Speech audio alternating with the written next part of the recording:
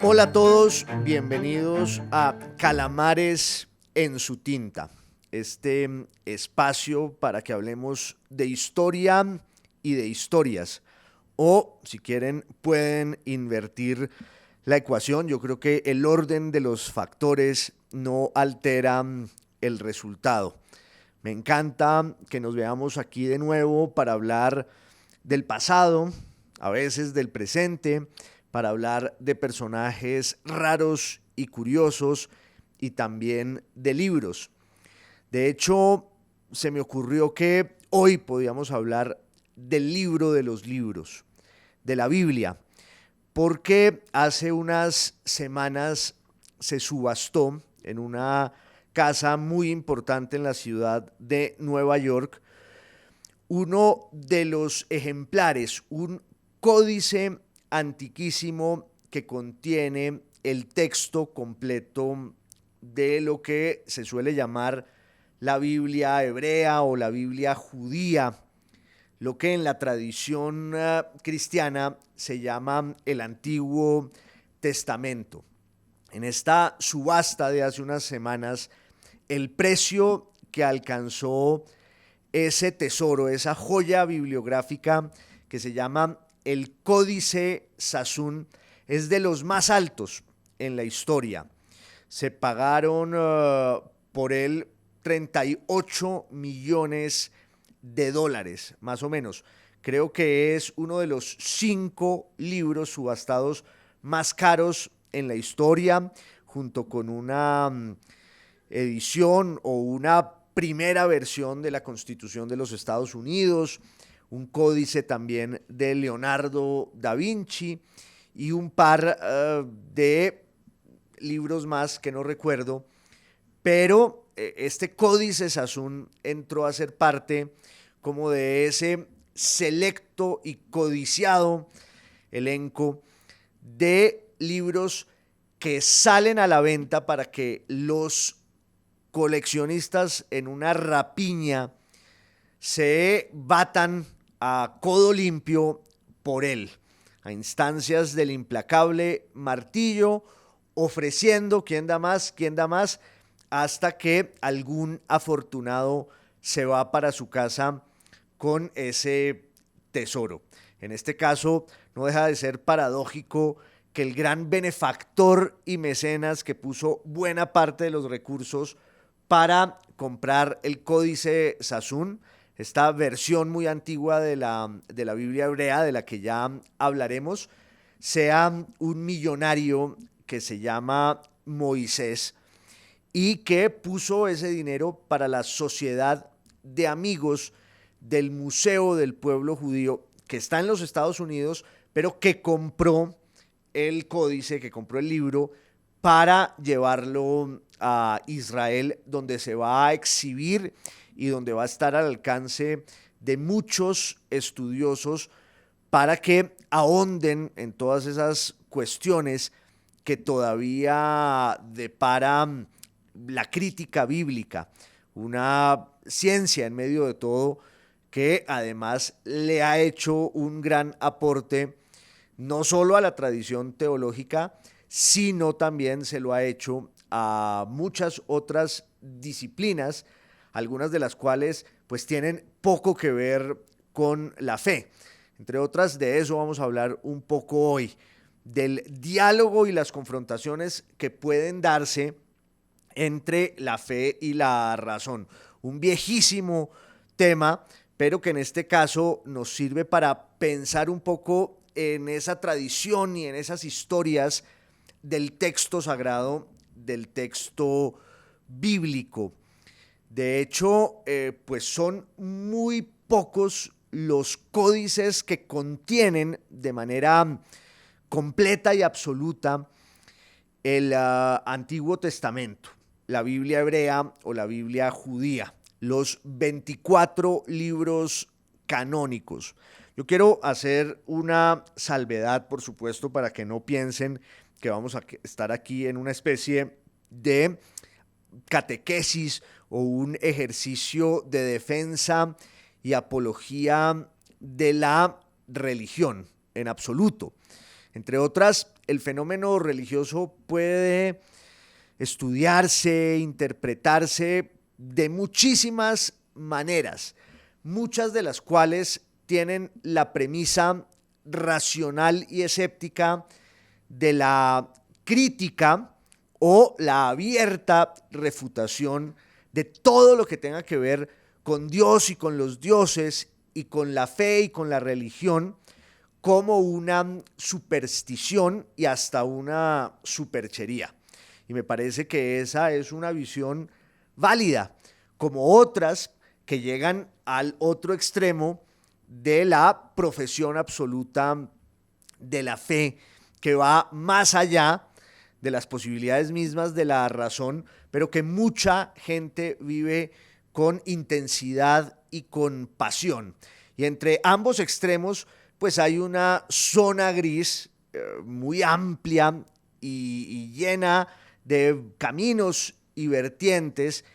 en la que también hay disputas, pero a veces un diálogo muy rico y muy fértil entre quienes descreen del hecho religioso y quienes lo acatan, lo aceptan, pero también quienes, como en este caso del que vamos a hablar hoy, pues podemos llegar a aceptar todas las visiones posibles sin desconocer la importancia histórica y la influencia cultural del hecho religioso y de la fe, y sobre todo de la manera como algunas religiones han marcado la historia, que es el caso, sin duda, de eso que llamamos la tradición judeocristiana. Tanto los orígenes judíos y hebreos de ese Dios único del pueblo de Israel, Yahvé,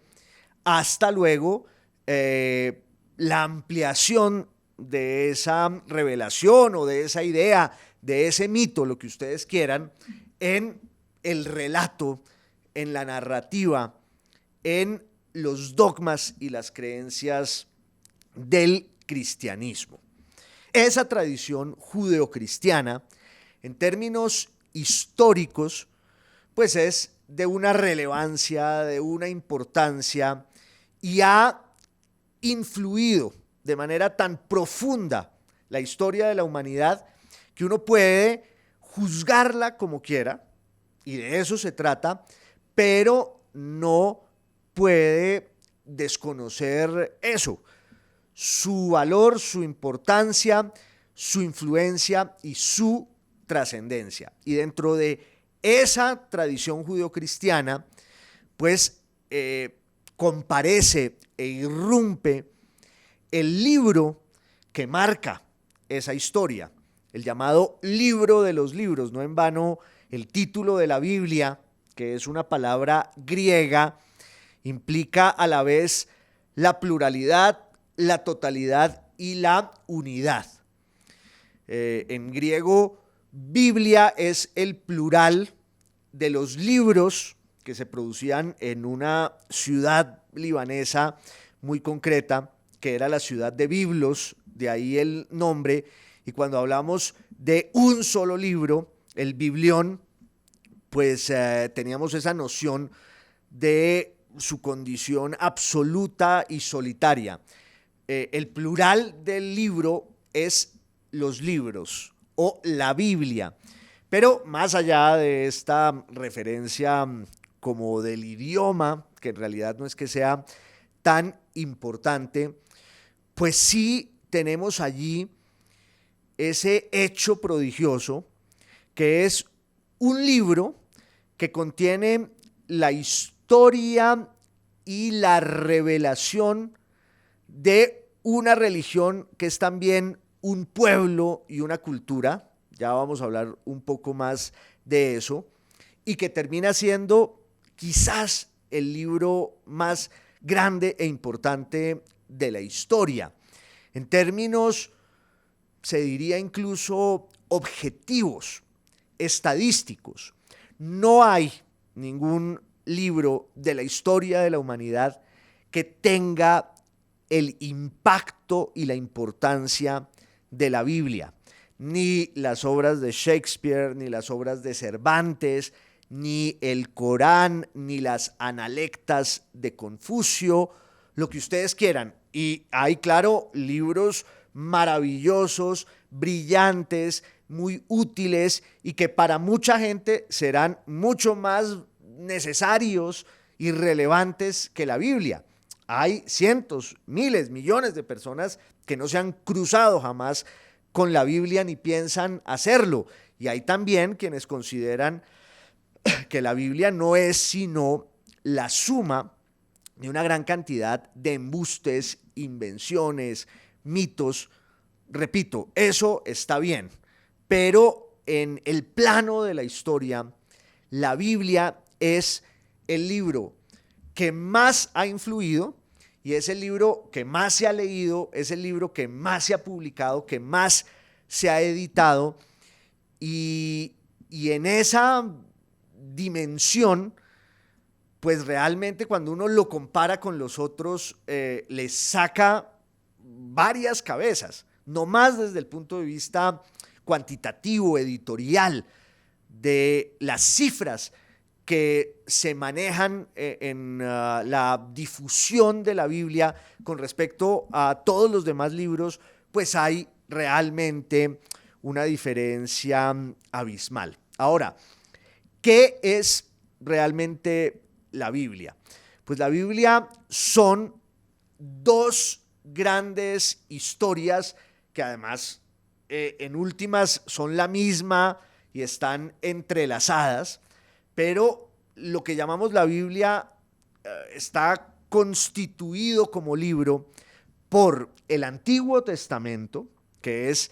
la historia del pueblo de Israel y sobre todo la forma como en la historia de ese pueblo se da la irrupción y la revelación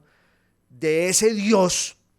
que además ha escogido a ese pueblo para revelársele. De manera que en el caso de la historia del pueblo judío, el elemento religioso no es insignificante ni vano, todo lo contrario, es probablemente el factor constitutivo de una identidad nacional, podríamos llamarla así, poniéndole también muchas comillas, que al final va gestando también toda una cultura que se disemina y que se expande y que comprende luego muchas lenguas y muchos pueblos, pero que están de alguna manera sintetizados allí en ese destino del pueblo judío, cuya historia está en el Antiguo Testamento, que es también la historia de cómo Dios, Yahvé, un solo Dios, se le revela a ese pueblo. Esa es una parte de la Biblia, su primer gran componente, y la segunda parte es lo que llamamos el Nuevo Testamento. La historia de cómo a partir de la revelación de Yahvé, la revelación de ese Dios único del pueblo judío, pues surge el cristianismo, una doctrina mesiánica que va a plantearle en realidad una, no sé si una discusión, pero sí una ruptura a la tradición judía con respecto a la idea misma de Dios, y entonces como que los caminos se parten y con el Nuevo Testamento, que es básicamente la historia de Jesús, la biografía, la vida de Jesús en los 4 evangelios y el relato de una serie de hechos que tienen que ver con la consolidación de las creencias cristianas y con su difusión, ya no solo en el mundo judío, sino también en lo que se llama el mundo gentil o el mundo pagano, griego y romano, pues surge esa nueva fe que es el cristianismo, de la entraña del judaísmo, pero que la varía y la transforma y que se va a convertir en la religión más influyente e importante de la historia de la humanidad. Y esto va más allá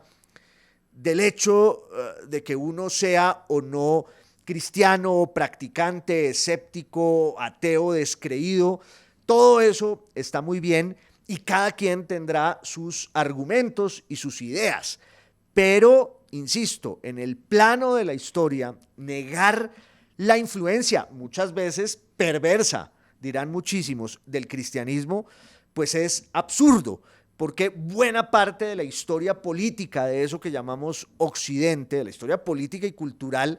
pues en últimas tiene que ver con la fe cristiana y con el cristianismo también como una construcción que se expresa en unas instituciones del poder que van a marcar 2000 años de la historia occidental y de la historia de la humanidad. Entonces, con el Nuevo Testamento ya tenemos las dos grandes partes de la Biblia. Este códice que se acaba de subastar hace unas semanas por 38 millones de dólares, nada menos y nada más, es una versión completa del Antiguo Testamento, de lo que se llama la Biblia hebrea o judía. De la Biblia hebrea o judía hay muchísimos fragmentos, algunos de los cuales son muy antiguos y se remontan al siglo VII u octavo antes de Cristo, pero están la mayoría de ellos así, dispersos, atomizados. Tenemos unas pocas tablillas de cera, tenemos tablillas de barro, tenemos tablas de madera, tenemos hasta piezas metálicas en las que hay inscripciones del texto bíblico hebreo antiguo, que además allí hay un elemento yo creo que muy interesante en toda esta reflexión, y es que además de la fe y además de la idea tan común de que el texto bíblico es un texto revelado, es decir, que en últimas su autor es Dios, el creador es también el autor de la creación, el autor como quien concibe la creación como un texto, de allí la importancia de que toda esta historia no solo se dé en la tradición oral, sino que llegue también a la escritura. Insisto, para mucha gente estas son ideas que nacen de la superstición y que nacen del enceguecimiento de las religiones y de la fe. Eso es muy válido, pero lo más interesante es ver cómo la historia y sobre todo la arqueología nos van ofreciendo un contraste y un espejo para que vayamos compaginando el relato de la fe, un poco la mitología religiosa, con los testimonios materiales que están allí en el mundo y que muchas veces confirman y en otras ocasiones refutan también lo que se tiene por cierto. De manera que para quienes profesan la fe del judaísmo o del cristianismo, pues el texto bíblico es un texto revelado. Pero desde un punto de vista histórico, crítico, hasta escéptico, uno puede pasearse por la arqueología y ver por lo menos cuáles son los orígenes de ese mito, dónde empieza ese relato y cuáles son los testimonios que están por allí desperdigados. Les decía que en el caso del texto de la Biblia hebrea, pues los fragmentos son antiguos, muy antiguos, pero en su versión completa y total, con el canon de los 24 libros que además están divididos como en tres partes. Una parte que es la parte legal, los primeros 5 libros de la Biblia, lo que los judíos llaman la Torá, y después los textos históricos y proféticos, y al final los textos que se llaman sapienciales y que tienen una vocación más bien poética y literaria, que se hermana con la profecía y con la ley para engendrar esa identidad cultural del judaísmo en la Biblia, en el texto. Les decía que la versión completa de la Biblia hebrea, de la Biblia judía, solo está en 3 grandes códices que sobreviven, que son el Códice de Alepo, el Códice de Leningrado y este Códice Sassoon, que se acaba de vender por 38 millones de dólares. Los 3 códices contienen no solo todo el texto del Antiguo Testamento, sino que además tienen unas particularidades materiales y editoriales muy parecidas. Son textos escritos e inscritos en pergamino y pertenecen como a una tradición que se llama la tradición masorética, en la que unos escribas y unos sabios y unos intérpretes del judaísmo preservaron el texto bíblico, lo comentaron y además lo establecieron con una serie de observaciones hasta gramaticales que tienen que ver con la pronunciación, que tienen que ver con la vocalización del alfabeto hebreo para que el texto fuera comprensible. Estos 3 códices y manuscritos son más o menos de entre el siglo IX y el siglo XI después de Cristo. Ustedes dirán, bueno, entre el siglo IX y el siglo XI después de Cristo hay un abismo con respecto a la historia que contienen esos manuscritos, pues que es toda la historia que está en el Antiguo Testamento y que se remonta por lo menos al año 1500 o 1400, si no antes de Cristo. Lo importante, sin embargo, es cómo uno puede compaginar, vuelvo a usar esa expresión, ese texto completo que está ahí, en estos manuscritos de los que hablo, del siglo IX al siglo XI de la era cristiana, con los fragmentos arqueológicos que sobreviven desde el siglo VII u VIII antes de Cristo, y también con todo ese caudal, por ejemplo, de hallazgos que se hicieron, ustedes lo recordarán, desde 1947, en esas catacumbas, en esas cuevas, más bien, en esas grutas a la orilla del Mar Muerto, y donde había una biblioteca prodigiosa, y no solo una biblioteca, había también un conjunto de rollos de papiro en los que había textos desde el siglo IV antes de Cristo hasta el siglo II después de Cristo. Así que esa fuente de los manuscritos del Mar Muerto ha servido muchísimo para entender tanto la tradición judía como la tradición cristiana. En el caso de la tradición judía, que es la que nos interesa en este momento, porque estos códices de los que estamos hablando, estos 3 grandes códices que contienen la Biblia hebrea, pues se pueden ver a la luz de esos hallazgos arqueológicos muchísimo más antiguos, y la coincidencia del texto y del relato suele ser pasmosa y sorprendente. Es decir, la tradición es más o menos la misma, y las variaciones entre los textos y testimonios más antiguos y los posteriores son exiguas, son muy pocas. Pero yo creo que lo más emocionante,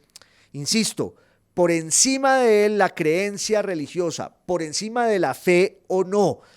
pero incluso desde el punto de vista racional, de la crítica, del escepticismo, del descreimiento, pensar en esta historia tiene unos ribetes de gran belleza, porque en últimas es también la posibilidad de entender cómo evolucionan las culturas y cómo van preservando su identidad y sus valores a partir de algo tan bello como el conocimiento, como la escritura y como la iniciación de las generaciones sucesivas en la devoción por la letra, por los libros que van perpetuando lo que somos. En este caso de la Biblia hebrea, como les digo, pues se nos va contando la historia del pueblo de Israel y sobre todo se nos va contando cómo ese pueblo establece al final un pacto con ese Dios que se le revela. ¿Es esto una verdad? ¿Es una narración mitológica? ¿Es un gran embuste? Pues todas las posibilidades están allí abiertas para poder discutirlas, pero ojalá discutirlas con argumentos en la mano y sobre todo con estos hallazgos que en realidad son hallazgos científicos, porque siempre que aparece una nueva tablilla, un manuscrito, ya sea en papiro o en pergamino, que contiene un texto que tiene que ver con la historia sagrada, ahí detrás hay un ejército de arqueólogos, de filólogos, y después van llegando los teólogos, pero la primera parte pues les va a servir no solo a quienes tienen fe, sino incluso a quienes la rechazan de tajo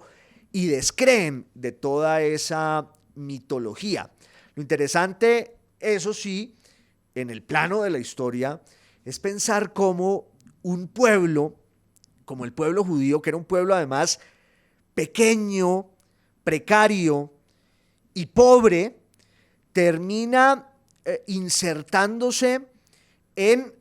ese momento de la historia de grandes civilizaciones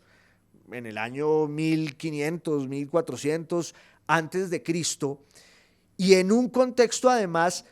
de mucha fuerza religiosa por parte de los imperios que están allí gobernando. Por lo general son religiones politeístas, en las que además hay también una cierta religión del poder, una glorificación de quienes mandan y tienen una conexión fortísima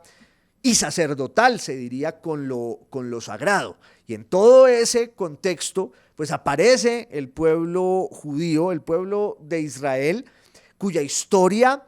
es una narración desgarradora de desplazamientos sin cuento para preservar su identidad y no solo preservarla, para encontrarla en todas las señales que ese Dios que Abraham reconoce o que se ha inventado, pues les envía. Y entonces ahí tienen ustedes más o menos el periplo que va desde Ur de Caldea en Mesopotamia hasta Palestina y luego la ida a Egipto, que Egipto era pues una gran potencia cultural, económica, militar de todo tipo, y allí se asientan por un larguísimo periodo los judíos, primero en condiciones muy favorables y luego ya menos, razón por la cual deciden regresar a esa tierra prometida, y en ese regreso pues aparece o se da otro momento clave de la identidad del pueblo judío, que es ya no solo la constatación de la revelación divina, sino también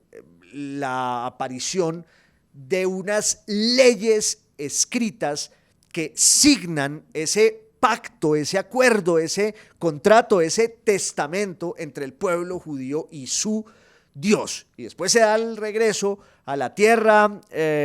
prometida, a la tierra de Canaán, la constitución de un reino unificado, el reino de Israel, los tiempos famosos pues de Saúl y Salomón y David, y luego por una serie de conflictos internos, la partición de ese reino de Israel en dos grandes soberanías, Israel al norte y Judea o Judá al sur, y ya luego hacia el siglo VII y VI antes de Cristo,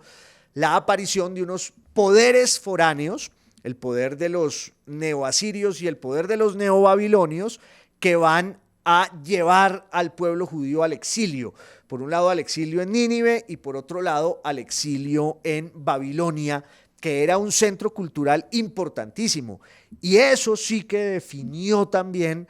la naturaleza, la esencia y sobre todo la identidad. Sé que he abusado hoy de esa palabra, pero es que no hay otro camino porque ese es el tema del que estamos hablando, y la identidad del pueblo judío sí que se forja en el famoso exilio en Babilonia, cuando después de Nabucodonosor quedan condenados a desplazarse allá, pero Babilonia pues era una metrópoli en la que convivían muchas culturas, muchas lenguas, y de alguna manera el cosmopolitismo en Babilonia obliga a que los judíos se cierren sobre su propia tradición, sobre su propia cultura, sobre su propia identidad, para preservarla mucho mejor en el extrañamiento, en el asilo de su tierra, que una vez más han perdido. Aunque muy pronto va a llegar un emperador persa, que entre otras aparece ahí en el Antiguo Testamento, que se llama Ciro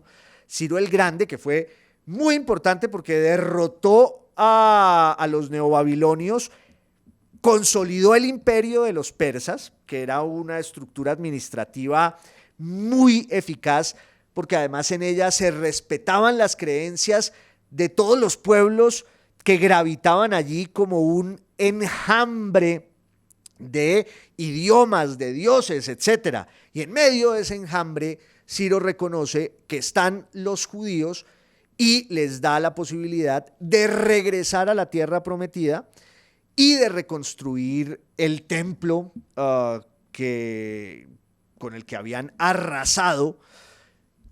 cuando se los van a llevar a Babilonia. Y entonces viene ese periodo que se llama del Segundo Templo, cuando el templo se reconstruye en el siglo VI antes de Cristo, y pues se da un fenómeno muy interesante. La experiencia cultural y religiosa de los judíos en el exilio les había permitido, como dije ahora, refinar y decantar sus creencias y aferrarse a esa identidad religiosa que se expresaba sobre todo en unas tradiciones orales, la historia del pueblo como una sucesión de relatos que pasaban de mano en mano. Me gusta esa etimología de la tradición como aquello que va entre los dedos. Y en el caso del relato oral del pueblo judío, pues es muy importante, pero también es muy importante ver la forma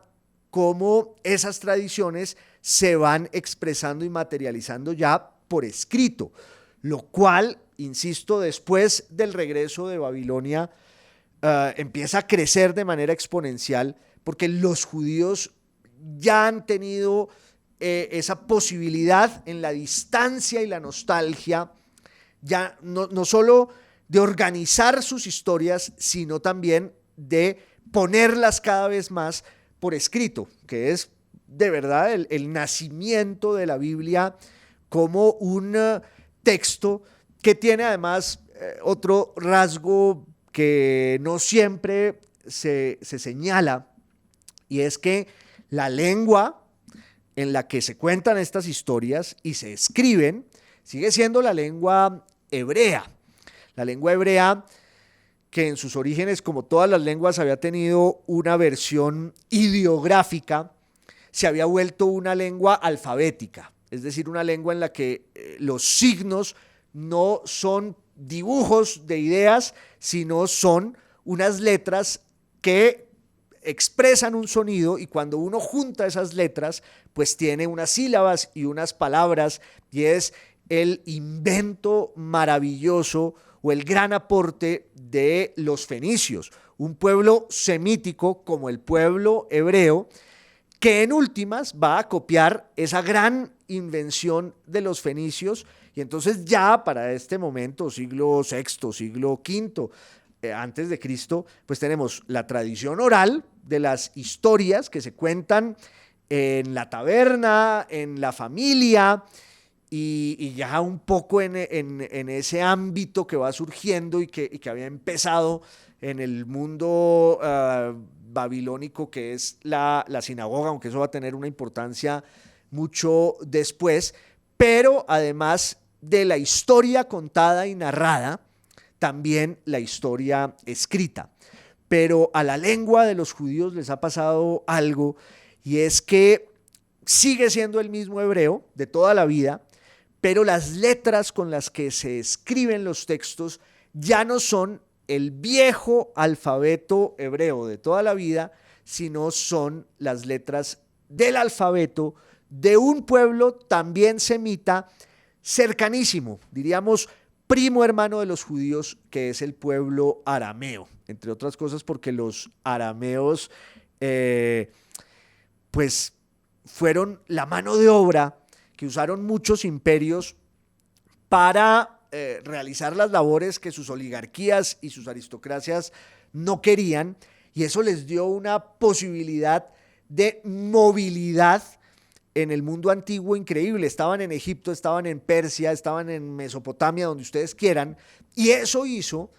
increíble que la lengua aramea fuera una especie de lengua universal, como muchos dicen que es el inglés en nuestros días. Hoy, lo que otros llaman la lengua internacional, que es el inglés de hotel, como dice un gran amigo, que todos creemos hablar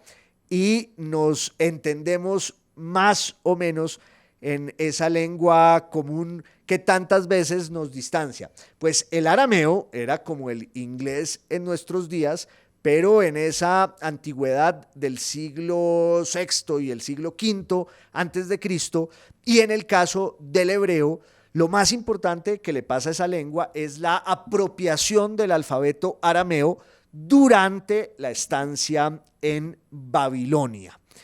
Pero muy poco tiempo después, o unos cuantos siglos después, va a ocurrir algo que es fundamental. Ustedes lo conocen y lo saben mejor que yo, que es la llegada al Medio Oriente de los griegos, gracias, entre otras, a un conquistador muy joven y deslumbrante y talentosísimo que se llama Alejandro de Macedonia, que entre otras fue rechazado, él y su padre, hasta por los propios griegos, que lo consideraban medio bárbaro, un advenedizo que venía de allá del norte,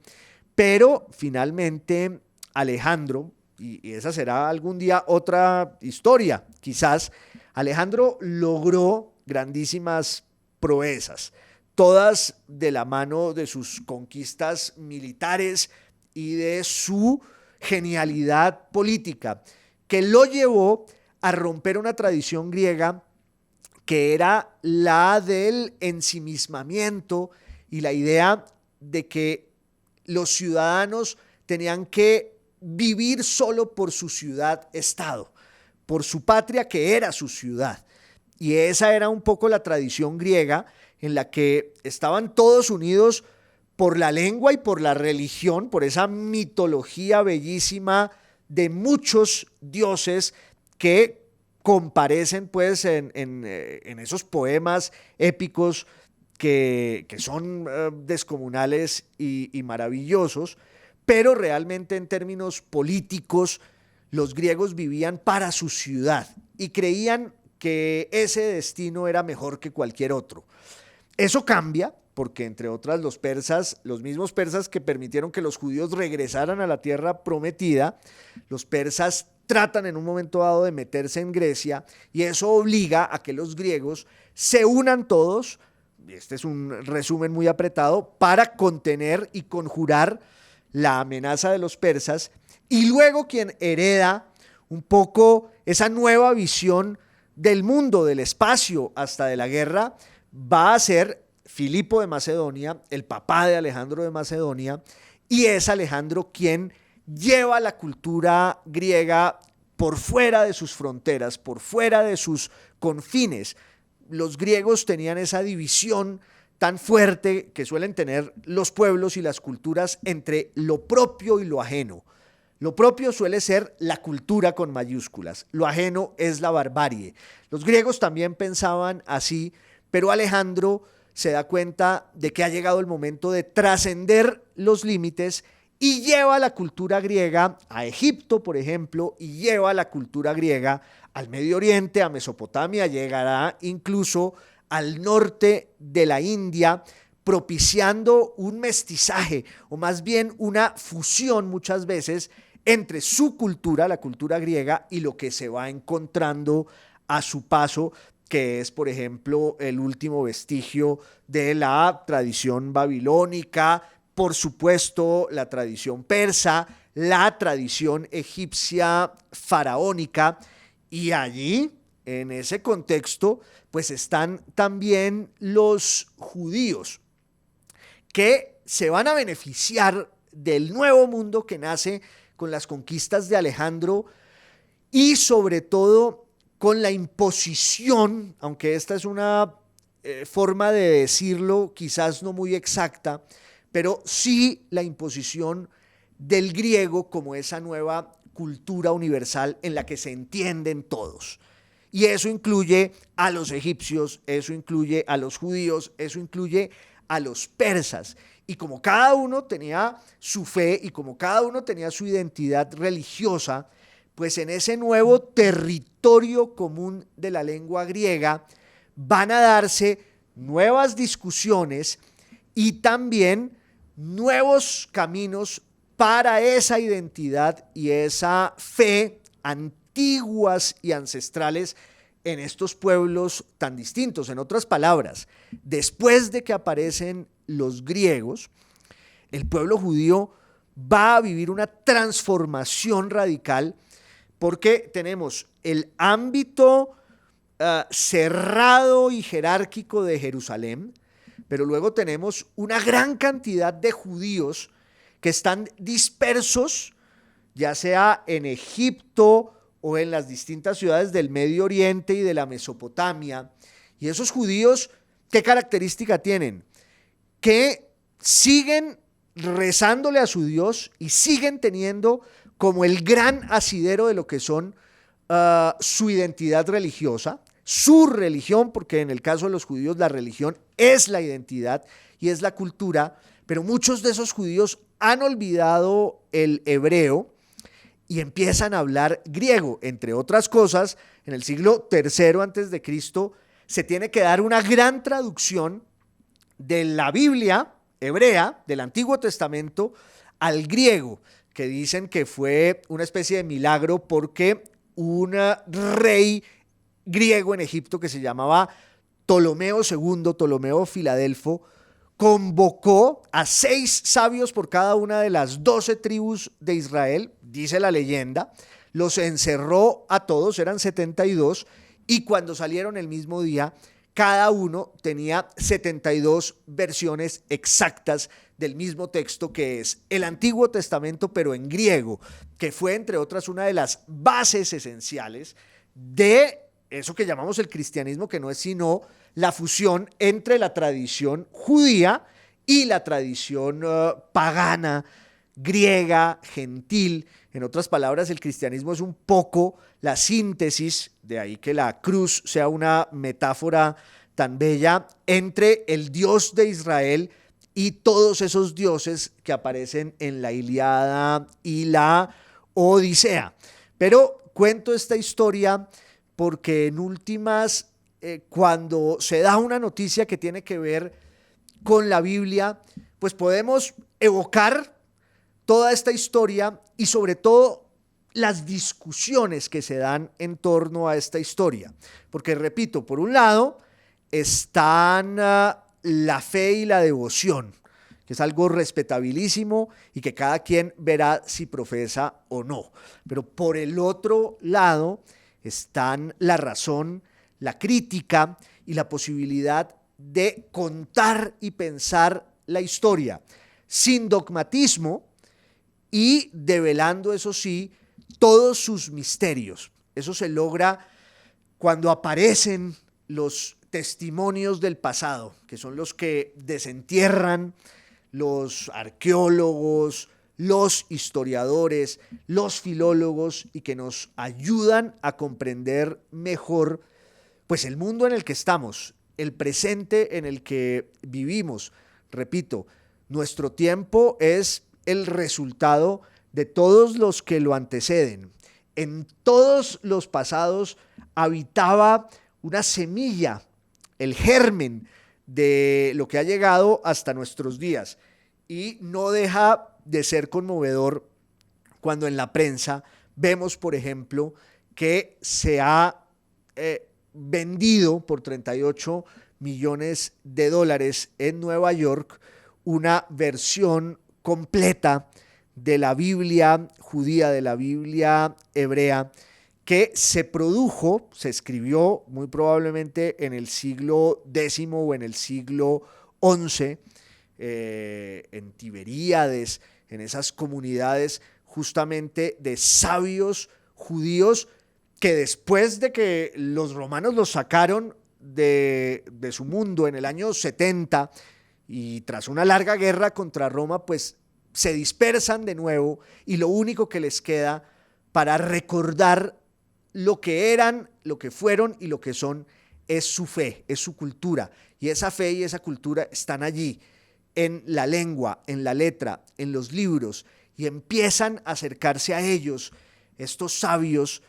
como si se tratara de una hoguera, y empiezan a atizar el milagro del texto que va pasando de generación en generación, de tiempo en tiempo, y que ahí pervive. Esa Biblia hebrea del siglo III o del siglo IV o del siglo II antes de Cristo,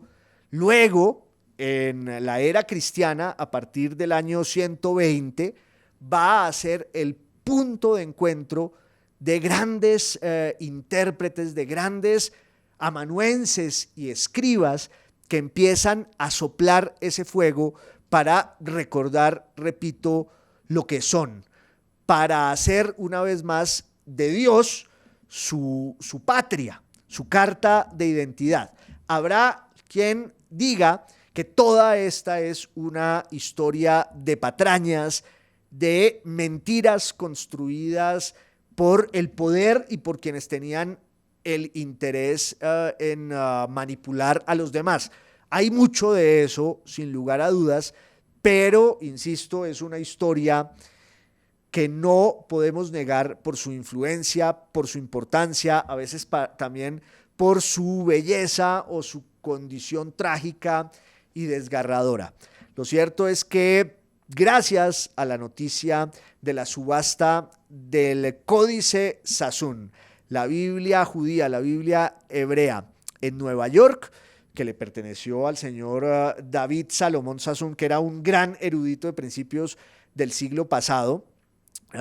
y que ahora estaba en manos de un señor que se llama Jackie Safron, que es quien sacó a subasta el texto. Por cuenta de esa noticia se me ocurrió esta nueva salida de Calamares en su tinta. Por hoy se nos acaba el tiempo, los espero, ojalá muy pronto que nos sigan acompañando. Les mando un grandísimo abrazo desde aquí, desde Calamares en su tinta, que ustedes saben que es radio, es podcast y es video podcast.